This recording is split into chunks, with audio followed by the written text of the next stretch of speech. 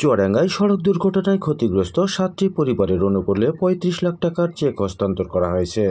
রবিবার ৯ ফেব্রুয়ারি বিকেলের দিকে চুয়াডাঙ্গা জেলা প্রশাসকের সম্মেলন কক্ষে এসব চেক হস্তান্তর করা হয়। বিআরটিএ চুয়াডাঙ্গা আয়োজিত চেক বিতরণী অনুষ্ঠানে প্রধান অতিথি হিসেবে উপস্থিত ছিলেন চুয়াডাঙ্গা জেলা প্রশাসক মোহাম্মদ জহিরুল ইসলাম।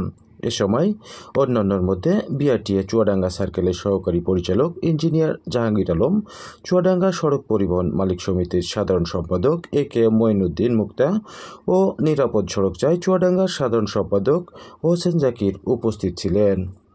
প্রত্যেকের জন্য 5 লক্ষ টাকা করে আমাদেরকে 35 লক্ষ টাকা চেক দিয়েছে এবং সেই চেকগুলো বিতরণ ওই 7 পরিবারের মধ্যে বিতরণ করার জন্য আজকে আমরা এখানে একত্রিত হয়েছি।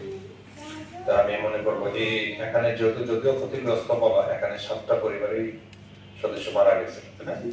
7টা পরিবারের মারা গেছিল। আমি বেশি কথা বলবো না, শুধু বলবো যে আমরা বিদেহী আপনার মাগফিরাত কামনা করি।